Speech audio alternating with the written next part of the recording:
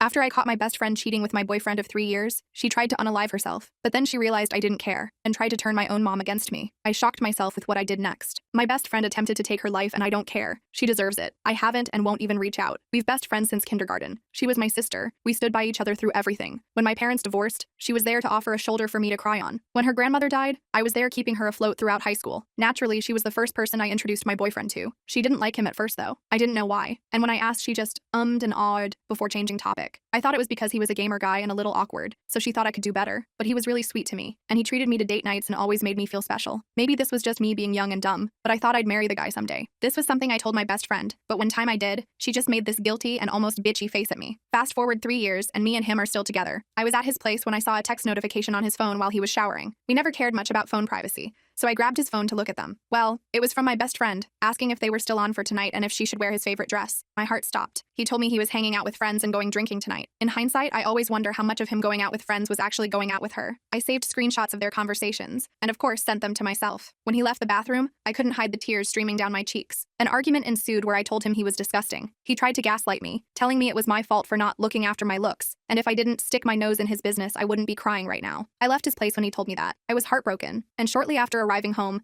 I started getting bombarded with calls and texts from my best friend. To this day, I have no idea what she wanted, because I answered none of them. However, I did look at her texts, and everything she said can basically be boiled down to, she never meant to hurt me. He hit on her first, it was an accident, it didn't mean anything, and I still owed her $10 for Chipotle. I remember not answering a single text, and after perhaps 15 or 20 messages, she became angry. She began spamming me, calling me dumb, immature, and naive, saying this wasn't how friends treat each other, and telling me I was being selfish for throwing away our friendship. She eventually stopped after a total of 78 calls and 132 messages. My boyfriend was strangely quiet during this time though. He didn't reach out once. It took me a few days, but I finally got my shot together. Well, not really, but enough to send them both messages. I texted my now ex-boyfriend that we were done and I wouldn't give him a second chance. He responded by trying to call me, but after just one attempt, he gave up. He sent me a final message saying it wasn't that big of a deal, because he couldn't help his testosterone being higher than the average male, and finally ended up agreeing that we shouldn't date anymore. My ex-best friend was more persistent after I told her I wanted nothing to do with her. Day after day, I'd get messages and calls from her, demanding to talk, demanding I don't say anything to anyone and expose her perfect reputation. I remember in one of the messages she screeched that she will take her own life if I don't talk to her. She said she is going to write a note blaming me, saying her death was my fault, and that everyone will hate me for the rest of my life. It's really fucked up. And I know to you guys it might seem obvious that she was crazy and I had every right to be mad, but when you're actually in a situation this heartbreaking, it's almost impossible to see clearly. So I ended up confiding in a mutual friend to see if I was being a bee. But turns out this friend didn't care about me either, because not only did she give me one-word replies the entire time, but she also ended up spreading the word about what happened. The gossip spread like wildfire, and obviously my ex-best friend quickly found out I told someone. I knew because one day I heard she posted a photo of herself crying on her Snapchat story. Honestly, I figured it was just for attention. Little did I know, the truth was much darker than I thought. I remember I was about to go shower when I got the news. She tried to take her own life. She took her dad's shotgun and aimed it at her head. Fortunately, it wasn't loaded and she couldn't figure out how to load it. So instead, she tried to OD.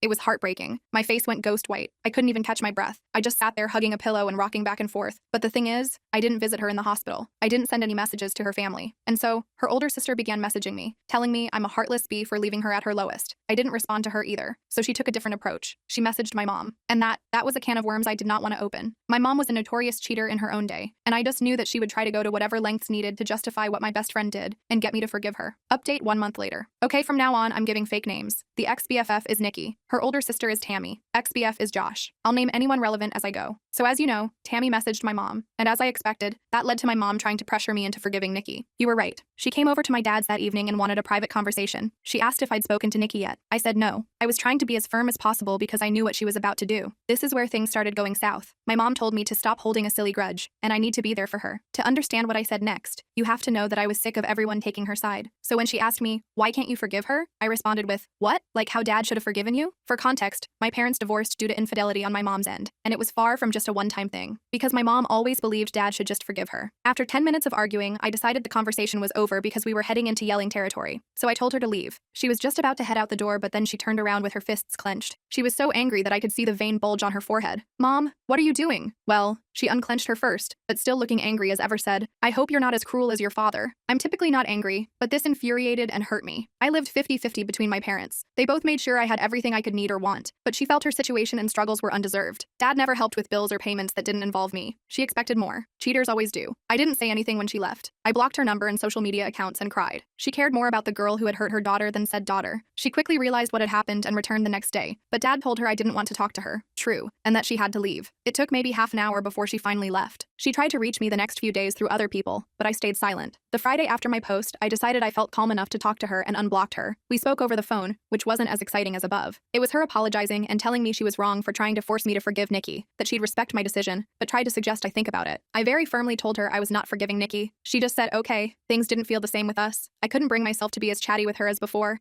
and it didn't help that she kept giving me updates about Nikki. The first time she did it, she told me Nikki had been put on a 72-hour psych hold, assessed, and eventually released. I told her I didn't want any updates on Nikki's situation. I won't stop her from checking in, but I didn't want to be involved. She complained and said she thought I'd want to visit her, but I threatened to block her again if she kept pushing and shut up. Nothing was mentioned about Nikki for a couple of weeks before Mom again broke my boundary and brought her up, telling me about how Josh had stopped talking to her and how Nikki needed a shoulder to cry on. I again told her I didn't want to know, and this was her last chance not to bring her up, or I would cut her from my life. She complained again, but eventually promised it wouldn't happen again. Maybe I should have learned from my mistakes because I know my mother. She doesn't take no for an answer. It was quiet for a while. My friends and I had all carried on from what happened, and even though I know a couple of them still occasionally talk to Nikki, they never bring her up around me or tell her, I hope, how I'm doing. I thought I could finally close this chapter on my life, but nope. Today, my mother called me and asked if I wanted to get lunch. I hadn't seen her in a while, so what was the harm? I head to the Weatherspoons we planned to eat at, and who do I find sitting with my mom? Nikki and her sister Tammy. As soon as Nikki sees me, she gets up and tries to hug me, but I just raise a hand and take a step back, and this girl dares to look upset. Mom immediately knows she's fucked up because she's scrambling with all of the excuses. It hurts to see you two fall apart like this. You were so close. I thought you'd forgive her by now. My favorite. She made a mistake. She misses you. Nikki has been quiet, and I can see Tammy glaring at me. I'm just so fucking angry and upset. I honestly didn't think she'd pull something like this. I wanted to leave and cry, but I looked at Nikki and said, for someone who's made a mistake, she sure hasn't apologized for it yet. She had this guilty look and muttered something about me having her blocked and having no way to. I said, is that all you have to say? She just looked at me, confused. I was done. I turned to leave, and her sister started yelling after me, saying that I owed Nikki a second chance with all the trauma I put her through, while Nikki was begging me to listen to and talk to her. I told them all to fuck off and never contact me again and left. I got out of there before Tammy started a fight and went home. I texted my mom a while ago,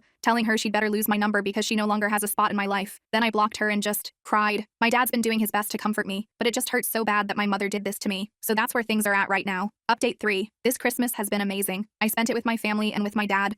I went out on Boxing Day night with my friends to party hard and regret it harder the following day. I'm in a much better place than in December 2023. As of January 2024, I have been in no contact with my mother. Unfortunately, I've not seen her since then, and I've done my best to avoid talking to her on the 3 occasions I've had to be in the same place as her. Not out of choice, mind you, but it is what it is. During Christmas 2023, she had expected that I would spend it with her and her side of the family. Given the events at that time, this was not happening, and my dad told her as much. She lost her mind. She refused to take no as an answer leading up to Christmas. To the point, Dad and I left for my paternal aunt's house on Christmas Eve to spend the night there. According to a neighbor, my birth giver showed up pretty early in the morning to catch us leaving, but was irate to learn we already weren't there. Thankfully, my aunt had moved house quite recently, so my mother didn't know the new address. But we came home to parcels destroyed on our porch the following Boxing Day. There was even a Christmas card labeled to me, but inside was a horrible letter from my mother, describing me as the worst daughter on the planet. That honestly destroyed me, and I spent New Year's a mess. It's difficult cutting off your own mother. I spent half of January 2024 trying to fix things with her, but it came to a head when I realized I was the only one forced to compromise. I finally cut off contact, and it's been that way since. In terms of Nikki, I've heard she's doing better. We've not spoken since my mother's lunch escapade, but she's found a job and, according to a mutual friend, found a new circle. Despite everything she's put me through, I'm happy for her.